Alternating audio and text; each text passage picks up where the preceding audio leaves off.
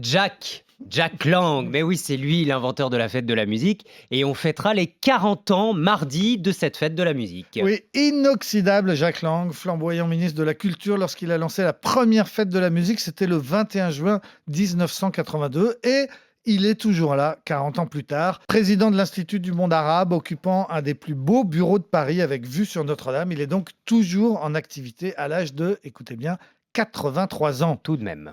Jacques Lang est né dans les Vosges en 1939. Il a grandi à Nancy dans une famille bourgeoise.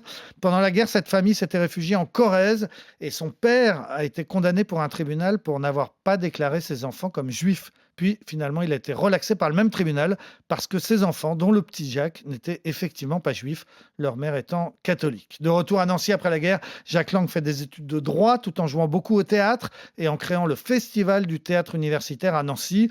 Il devient prof de droit agrégé. Il est aussi membre du PS, proche de François Mitterrand.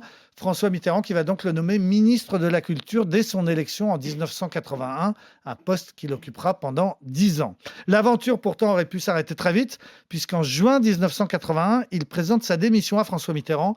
Pourquoi? Parce que son frère vient de commettre un meurtre et d'être arrêté. Ah oui. Mitterrand juge que l'on n'est pas responsable des crimes de ses frères et il refuse la démission.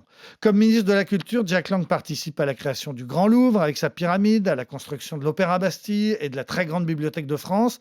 Politiquement, il va avoir du mal à survivre à François Mitterrand. Lionel Jospin ne le prend pas dans son gouvernement en 1997. Il faut dire que Jack Lang l'avait traité de loser. Jack Lang, pourtant, s'est longtemps cru présidentiable, 2 fois, en 1995 puis en 2007. Il a voulu se présenter à la primaire socialiste. 2 fois, il a dû renoncer sous l'amicale pression de ses amis socialistes.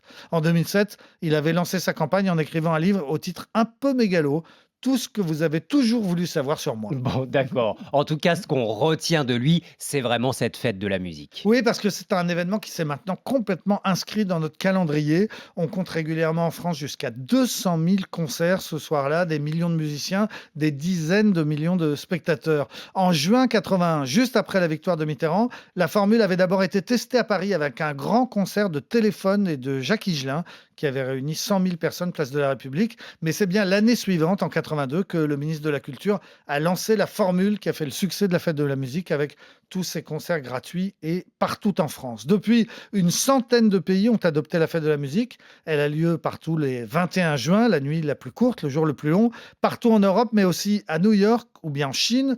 Dans les pays hispanophones, on parle de la Fiesta de la Musica. Dans les pays anglophones, on dit Make Music Day. Make Music, c'est la traduction mot à mot de fête de la musique, mais fête du verbe faire, Ah mais oui. F-A-I-T-E-S, parce que c'était bien ça l'idée au départ. À la fois une fête où on fait la fête et une fête où on fait de la musique.